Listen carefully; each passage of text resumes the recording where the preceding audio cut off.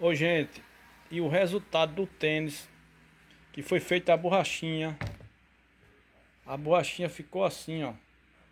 Aqui, ó.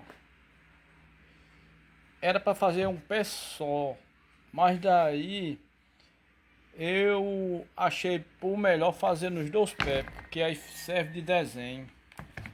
Fica feio fazer só num pé só. Ó o outro como ficou aqui, ó. Agora eu vou botar os dois emendados para vocês verem como ficou, ó. Ficou assim, ó. Aí.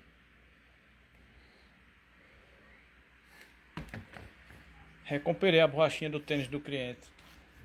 Ó que o que era o dele mesmo era isso. Porque uma tava boa, né? E a outra não. Mas para não ficar feio e para servir de desenho, foi preciso fazer nas duas para ficar assim. Ó. E é isso aí.